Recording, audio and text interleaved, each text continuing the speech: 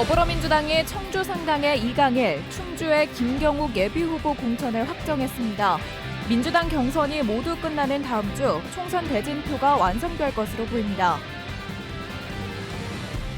정우택 국회 부회장의 돈봉투 수수 의혹에 대한 추가 폭로가 나왔습니다. 정 부회장 측은 악의적 정치 공세라고 반박했습니다. 전공의와 의대생에 이어 의대 교수들도 집단 행동을 예고했습니다. 제자들에게 피해가 발생하면 집단 사직하겠다고 경고했습니다. 네, 시청자 여러분 안녕하십니까? 계속해서 MBC 뉴스투데이 충북입니다. 국민의힘이 충북 지역 공천을 마무리한 가운데 더불어민주당도 경선 결과를 내놓고 있습니다. 청주 상당에서는 이강일 후보가 노영민 전 의원을 이기는 파란을 일으켰고 충주에서는 김경욱 후보가 3자 경선에서 승리했습니다. 보도에 이승준 기자입니다. 확정되었습니다. 노영민 전 대통령 비서실장이 당내 경선에서 탈락했습니다. 권리당원과 일반 시민 절반씩 참여한 전화 자동응답 방식에서 이강일 후보에게 졌습니다. 친문계의 핵심이자 오랫동안 충북 정치의 좌장 역할을 담당했지만 당원과 지역 유권자의 선택을 받지 못했습니다. 대통령 비서실장 당시 청주 아파트 매각 이후 싸늘해진 민심은 도지사 선거 패배와 경선 탈락으로 이어졌습니다. 거물을 꺾은 이강일 후보는 친명과 비명의 대결이 아닌 시대 정신의 결과라며 한 팀을 이루겠다고 밝혔습니다. 지금 이 순간 경선 승리의 기쁨보다 무거운 책임감을 느낍니다. 저를 선택해 주신 뜻은 청주와 상당의 새로운 미래를 열어달라는 시대적 요청이라고 생각합니다. 충주에선 김경욱 후보가 경선에서 승리했습니다. 맹정섭, 박지화의 3자 경선에서 권리당원에겐 뒤졌지만 일반 시민에서 앞서며 공천을 확정지었습니다. 민주당 탈당과 정계 은퇴 등으로 지지자들의 이탈도 있었지만 본선 경쟁력에서 다른 후보들을 앞섰다는 분석입니다. 진보당 후보와 단일화가 남았지만 4년 만에 이종배 의원과의 리턴 매치 가능성이 커졌습니다.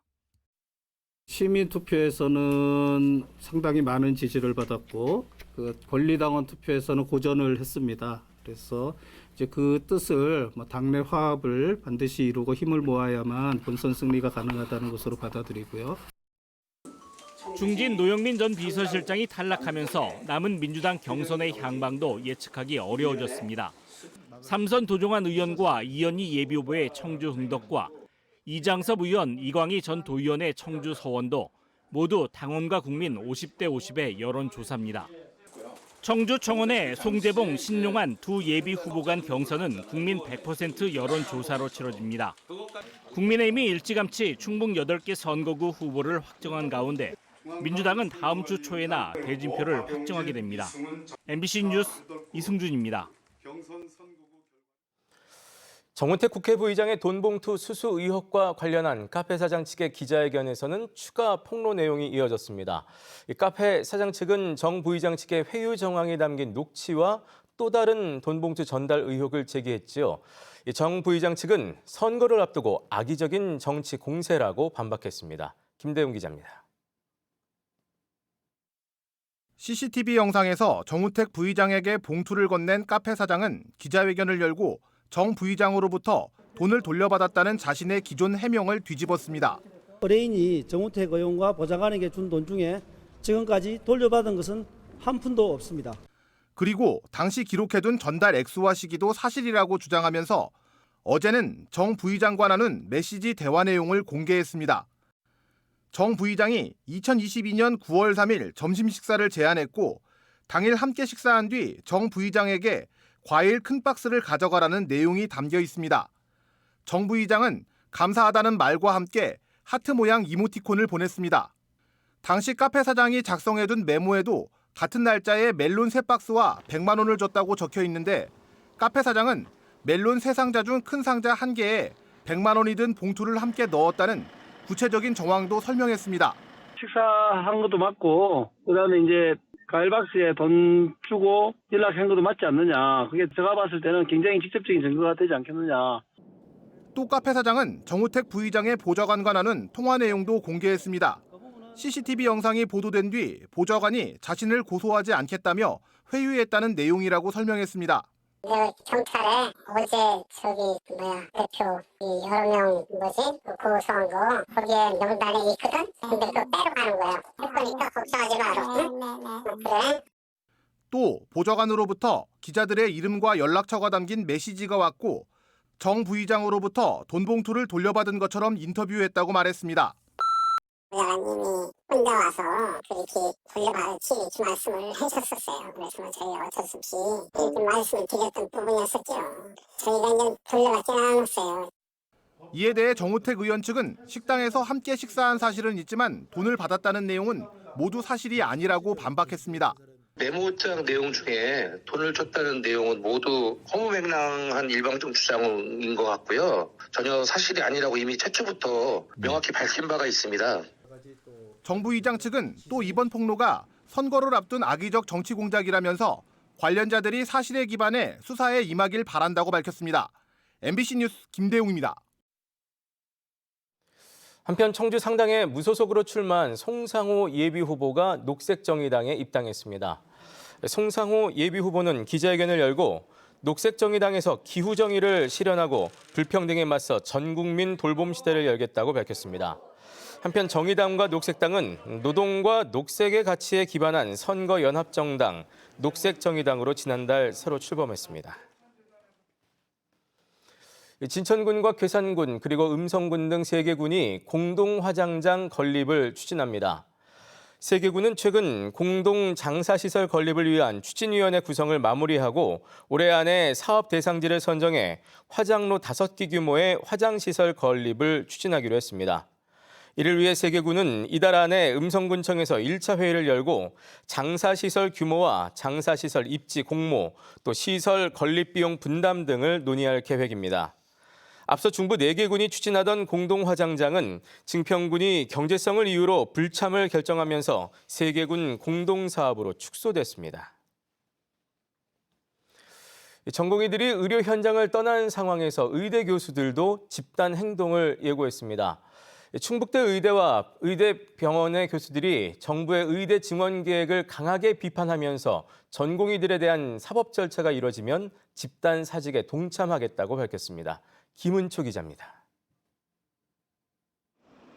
정부의 의대 증원 방침에 반발해 재학생 대부분이 휴학계를 제출한 충북대 의과대학. 개강 이후 학생들로 북적여야 할 자습실은 텅 비어 있습니다. 학생들이 사라진 강의실에는 가슴에 근조 리본을 단 교수들이 자리를 채웠습니다. 교수들은 의대 정원을 5배 이상 늘려달라고 한 충북대의 의대 증원 신청은 비상식적이라고 비판했습니다. 의과대학 교육도 문제고 병원 내에서 전공의 인턴 레지던트 교육도 불가능한 수치이기 때문에 풀빵을 찍어내는 의사 면허를 양산할 뿐이다라고 생각하는 겁니다. 전공의 처벌과 의대생 유급에 대해서도 반대 입장을 내놨습니다. 전공의와 학생들에게 피해가 발생하면 집단 사직에 동참하겠다며 경고하고 나선 겁니다. 사직을 한 전공의라든가 학생들에 대해서 만약에 법적인 조치가 취해진다면 교수들의 대량 사직은 피할 수 없을 겁니다. 앞서 충북대병원의 한 심장내과 교수가 사직서를 제출한 뒤로 교수들 사이에선 사직 움직임이 잇따르고 있습니다. 서울 일부로는 사직하고 싶다라고 의견은 전달한 상태고 사직서는 아직 내지는 않았습니다. 제 동료 중에 일부들은 저랑 같은 생각하는 사람들이 있는데 그러나 정부 역시 원칙 대응을 예고해 타협점을 찾긴 어려운 상황입니다. 미복귀 전공의에 대한 면허 정지 절차가 이미 시작되면서 대화나 타협 가능성을 사실상 일축했습니다. 이제 정부는 국민의 생명과 안전에 대한 책임을 방기한 의사들에 대해 합당한 조치를 취하는 동시에 이들의 공백을 메울 수 있도록 집단 사직에 동참하겠다고 예고한 충북대 의대 교수는 모두 160여 명. 전공의들의 집단 이탈에 이어 의대 교수까지 반발 대열에 합류하면서 갈등 양상은 점점 극단으로 치닫는 분위기입니다. MBC 뉴스 김우초입니다. 통합을 전제로 교육부 글로컬 대학 30에 선정된 충북대와 한국교통대가 통합추진위원회 발대식을 열고 본격적인 통합 준비 작업에 들어갔습니다. 두 대학의 교원과 직원, 학생 대표 등 20명으로 구성된 통합추진위원회는 통합추진 원칙을 선포하고 통합추진 일정과 실무 분과위원회 구성 등에 대한 의견을 나눴습니다. 통합추진위원회는 두 대학의 교무처장을 공동위원장으로 하고 실무는 교명선정위원회를 비롯한 6개 분과위원회가 담당합니다. 올겨울 유독 잦은 비와 고온 현상이 반복되면서 도로가 파이는 포트홀이 부쩍 늘고 있습니다. 이제 언제 어디에 포트홀이 생겼는지 일일이 찾아 보수하는 것이 현실적으로는 참 만만치가 않은데요. 이런 도로 균열을 자동으로 감지하는 기술이 도입됐습니다. 보도에 박선진 기자입니다. 구청의 도로 순찰 차량이 노점상 단속에 나섭니다. 도로를 달리던 차량이 도로가 파인 이른바 포트홀을 지나자 현장 사진을 찍어 시간과 위치 등을 도로 보수를 담당하는 부서로 전송합니다. 차량 내부에 설치한 AI 포트홀 자동 탐지 시스템이 작동한 겁니다. 기술 실증화 과정을 거쳐 대전에서는 처음으로 유성구가 현장에 투입했는데 지난 20여일간 25건, 하루에 1건 이상 도로 균열을 찾아냈습니다. 자동 탐지 단말기를 부착한 관용차 6대가 업무와 동시에 실시간으로 도로 파손을 탐지해 데이터를 전송하는 겁니다. 민원이 접수돼야 보수 작업을 하던 기존 방식과 달리 AI 기술을 활용해 실시간 데이터를 받아 현장에 전달하다 보니 포트홀이 며칠씩 방치되는 일이 줄었습니다. 실시간 사진을 볼 수 있으니 정확한 위치와 파손 정도를 확인할 수 있어 신속 대응이 가능해졌습니다. 서버만 구축하면 휴대전화 등 전자기기를 어느 차량에나 설치해 간편하게 활용할 수 있습니다. 포트홀뿐만 아니라 SOC 기반의 있던 이 공공시설물에 대해서 파손이라든가 문제가 발생했을 때 이를 기존 시스템에 대한 하드웨어적인 변경 없이 학습으로도 이거를 확장해서. 다만 지금은 카메라로 촬영하는 장면에만 의존하다 보니 눈이나 비 등 기상 상황에 따라 오류가 날 수 있다는 점은 과제입니다. MBC 뉴스 박선진입니다. 문이 잠겨있지 않은 차량만 골라 상습적으로 금품을 훔친 40대 남성이 경찰에 붙잡혔습니다. 청주 흥덕경찰서는 지난달 7일 청주시 흥덕구의 한 아파트 지하주차장에서 잠겨있지 않은 차량 안에 들어가 현금과 상품권 520만 원어치를 훔치는 등 모두 23차례에 걸쳐 897만 원 상당의 금품을 훔친 혐의로 40대 남성을 구속했습니다. 경찰 조사 결과 이 남성은 주로 심야 시간대를 이용해 아파트 주차장을 배회하다 이 같은 범행을 저지른 것으로 전해졌습니다.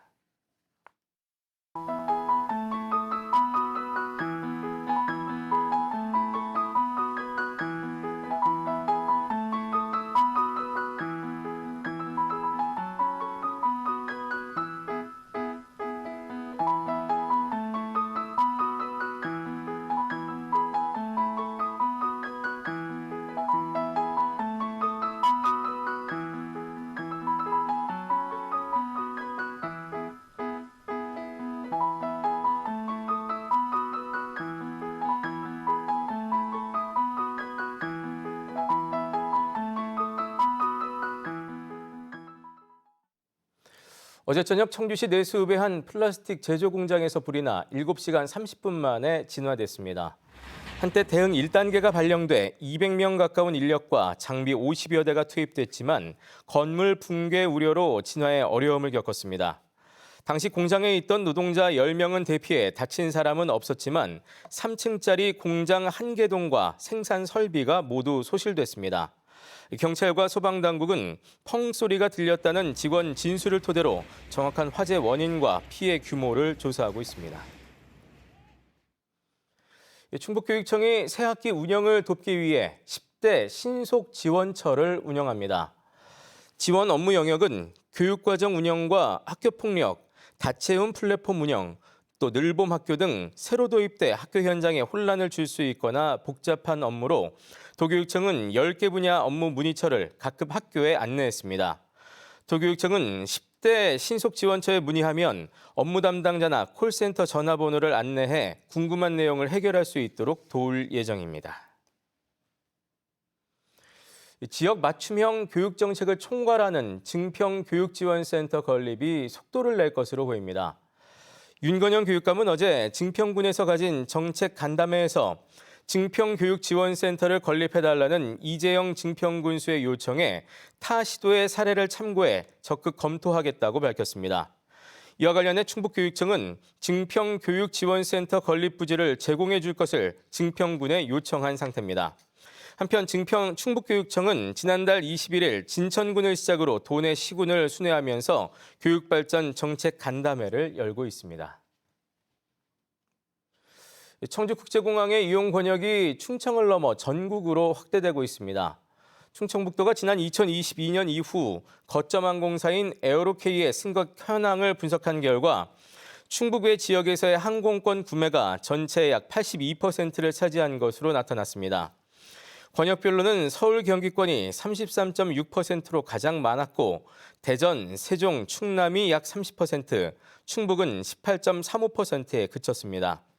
한국공항공사는 올해 연말까지 청주국제공항의 이용객 수는 476만 명, 내년에는 526만 명이 될 것으로 예측했습니다. 청주시가 어려운 이웃들의 반려동물 의료비를 지원합니다. 지원 대상은 청주시에 주소를 두고 반려동물을 키우고 있는 기초생활수급자와 차상위 계층으로 가구당 2마리까지 지원됩니다. 지원 의료비는 한 마리당 최대 16만 원이며 내장칩 시술비를 포함해 진료가액의 80%를 지원받습니다. 사업 희망 가구는 행정복지센터에서 확인 서류를 발급받아 청주시가 지정한 동물병원 7곳 가운데 한 곳을 방문해 진료를 받으면 됩니다. 제천시가 도심의 오래된 주택이나 공동주택을 매입한 뒤 개조해 경로당으로 활용하는 도심형 경로당 시설 확충 사업을 확대합니다. 제천시는 경로당 신축의 경우 마을 부지가 확보돼야 사업비를 지원받을 수 있다 보니 동지역은 부지 확보가 어려워 지난 5년 동안 90% 이상이 읍면 지역에 편중됐다며 이같이 밝혔습니다. 이에 따라 제천시는 지역 간 불균형을 해결하기 위해 신축 사업비 범위에서 매입과 리모델링비 지원이 가능하도록 했습니다. 옥천군이 결식 우려가 있는 저소득 재가노인 장애인에게 밑반찬을 제공합니다. 옥천군은 올해 4억여 원을 들여 매주 목요일 대상자 가정에 일주일 분량의 밑반찬을 전달해 식생활 개선을 돕고 안부도 확인할 계획입니다. 지난해 옥천군은 수행기간으로 지정된 노인복지관을 통해 노인 210명과 장애인 50명에게 밑반찬을 전달했습니다. 지난 겨울 충북 지역에 역대 가장 많은 비가 내린 것으로 조사됐습니다.